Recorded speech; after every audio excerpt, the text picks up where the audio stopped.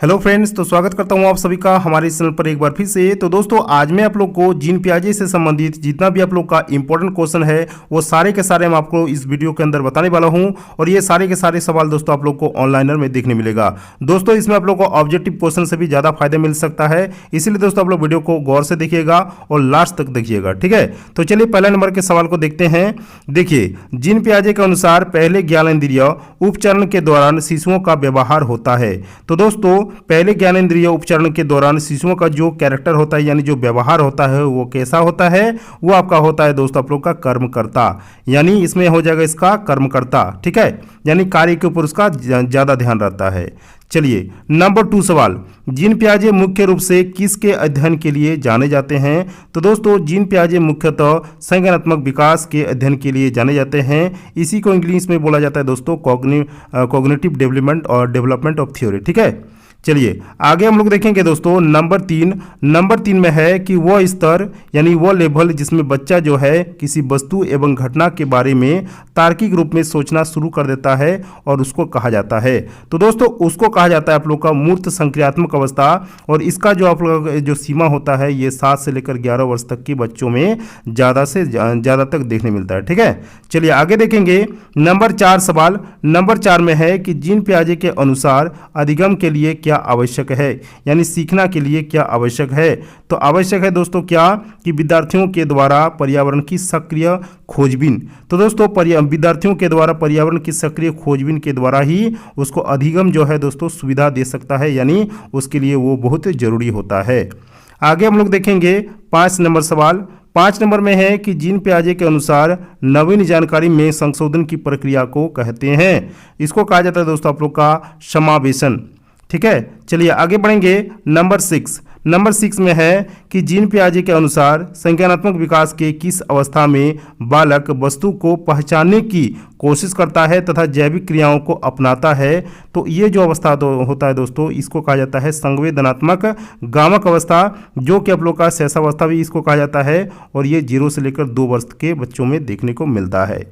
आगे का सवाल है नंबर 7 में है कि जीन पियाजे ने किस अवस्था को खोज की अवस्था कहा है, ठीक है।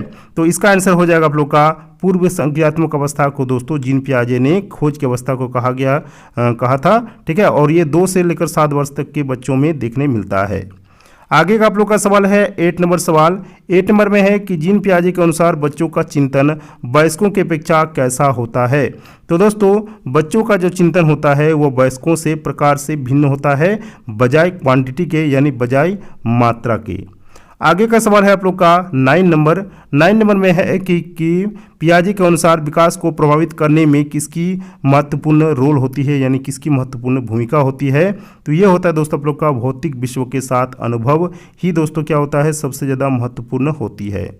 आगे का आप लोग का सवाल है नंबर 10, पियाजे के सिद्धांत के अनुसार व्यक्ति के संज्ञानात्मक विकास को प्रभावित नहीं करता है। तो दोस्तों, ये इसका आंसर हो जाएगा सामाजिक अनुभव, जो कि संज्ञानात्मक विकास को थोड़ा सा भी प्रभावित नहीं करता है। आगे का सवाल है 11 नंबर में है कि अमूर्त वैज्ञानिक चिंतन के लिए क्षमता का विकास किस अवस्था की एक विशेषता है। तो ये हो जाता है दोस्तों आप लोग का औपचारिक संक्रियात्मक अवस्था इसको कहा जाता है। आगे का आप लोग का सवाल है नंबर 12 में है कि पियाजे के सिद्धांत के अनुसार बच्चा सीखता है, यानी बच्चा जो अधिगम करता है दोस्तों वो कैसे करता है, तो अनुकरण की प्रक्रिया द्वारा, ठीक है। आगे का आप लोग का सवाल है नंबर 13 में है कि पियाजे के संज्ञानात्मक विकास सिद्धांत के अनुसार संवेदी क्रियात्मक अवस्था होती है। तो ये होता है दोस्तों आप लोग का जन्म से लेकर 2 वर्ष की अवस्था को क्या कहा जाता है, संवेदी गामक अवस्था। और ये दोस्तों आप लोग का वेरी इंपॉर्टेंट सवाल है, क्योंकि बहुत बार दोस्तों आपका ऐसे टाइप का सवाल जो है एग्जाम में पूछा गया है, खास करके यही सवाल। चलिए आगे देखेंगे नंबर 14, पियाजे के अनुसार संज्ञानात्मक बाल विकास की अवस्थाएं हैं। तो कितनी होती है, 4 अवस्थाएं होती है, ठीक है, याद रखिएगा 4 अवस्थाएं। चलिए आगे देखेंगे नंबर 15 में सवाल है कि जीन पियाजे एवं लेव वाइगोत्स्की जैसे संरचनावादी अधिगम को किस रूप में देखते हैं। तो ये देखते हैं दोस्तों सक्रिय विनियोजन से अर्थ निर्माण की प्रक्रिया के द्वारा। आगे का सवाल है नंबर 16। नंबर 16 में है कि पियाजे के अनुसार विकास की पहली अवस्था के दौरान बच्चा डैश सबसे बेहतर सीखता है।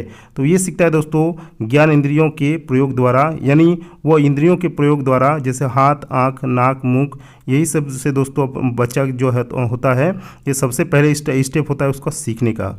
ठीक है, चलिए आगे बढ़ेंगे। नंबर 17। नंबर 17 में है कि पियाजे के अनुसार मूर्त संक्रियाओं का स्तर किस अवधि में घटित होता है। तो ये होता है दोस्तों आप लोग का 7 से लेकर 11 वर्ष तक की अवस्थाओं में। आगे का सवाल है 18 नंबर। 18 नंबर में है कि किसी वस्तु के स्थायित्व की अवधारणा पियाजे के विकास के किस चरण में प्राप्त हो जाती है। तो ये हो जाता है दोस्तों आप लोग का संवेदी गामक के संदर्भ में। देखिए नंबर 19 सवाल। नंबर 19 में है कि पियाजे के संज्ञानात्मक विकास के चरणों के अनुसार इंद्रिय ग्राम यानी संवेदी प्रेरक अवस्था किसके साथ संबंधित है। तो ये संबंधित आप लोग का है अनुकरण, स्मृति और मानसिक निरूपण से ये संबंधित है। नंबर 20 में सवाल है कि पियाजे के संज्ञानात्मक विकास के सिद्धांत से निहितार्थ निकालते हुए ग्रेड 6 से 8 के शिक्षक को अपनी कक्षा में क्या करना चाहिए। तो दोस्तों उसको क्या करना चाहिए कि ऐसी समस्या प्रस्तुत करनी चाहिए जिसमें तर्क आधारित समाधान की आवश्यकता होती है। आगे का सवाल है नंबर 21। नंबर 21 में है कि किस अवस्था में सामाजिक खेल का विकास होता है। तो दोस्तों मूर्त संक्रियात्मक अवस्था में, यानी जो 7 से लेकर 11 वर्ष तक के बीच का होता है बच्चा का, उसमें दोस्तों सामाजिक खेल का विकास होता है, यानी डेवलपमेंट होता है। आगे का सवाल है नंबर 22। नंबर 22 में है कि पियाजे के अनुसार 2 से 7 वर्ष के बीच एक बच्चा संज्ञानात्मक विकास की किस अवस्था में है। तो ये होता है आप लोग का पूर्व संक्रियात्मक अवस्था, जो कि आप लोग का होता है दोस्तों 2 से लेकर 7 वर्ष के बच्चा में। आगे का सवाल है नंबर 23। नंबर 23 में है कि फ़ोन पर अपनी दादी से बात करते हुए समर्थ अचानक चिल्लाता है, ओह उसे खूबसूरत फूल को देखो।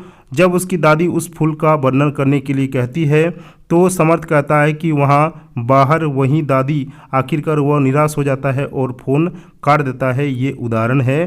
तो दोस्तों ये उदाहरण किसका होता है, ये आपका इकोसेंट्रिज्म का होता है, जिसको कहा जाता है आप लोग का अहम केंद्रन। आगे का सवाल है नंबर 24। नंबर 24 में है कि पियाजे के अनुसार मौजूदा योजनाओं में नई जानकारी को शामिल करने को कहा जाता है। तो ये कहा जाता है दोस्तों आप लोग का अनुकूलन को। चलिए नंबर 25 में है कि जीन पियाजे ने संज्ञानात्मक विकास के अपने सिद्धांतों को विकसित करने के लिए आंकड़े एकत्र किए हैं। कैसे आंकड़े एकत्र किए हैं कि अपने बच्चों को देखकर। चलिए नंबर 26 में है कि पियाजे के अनुसार संज्ञानात्मक विकास की द्वितीय अवस्था है, और द्वितीय अवस्था क्या नाम क्या है दोस्तों, पूर्व संक्रिय की अवस्था, यानी पूर्व संक्रियात्मक अवस्था। नंबर 27 में है कि जीन पियाजे के अनुसार प्रस्तुत संरचना के प्रत्यय से तात्पर्य है कि कुछ भौतिक गुणधर्म वही करते हैं चाहे बाहरी आकृति बदल जाए।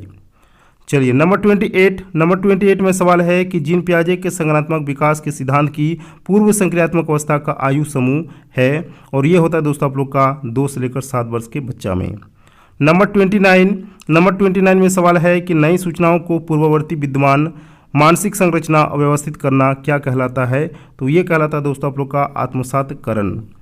चलिए आगे बढ़ेंगे नंबर 30, और हमारा ये लास्ट सवाल है कि उत्तर बाल्यावस्था का काल है। तो दोस्तों उत्तर बाल्यावस्था का जो काल होता है वो 6 से लेकर 12 वर्ष तक के बच्चा में होता है।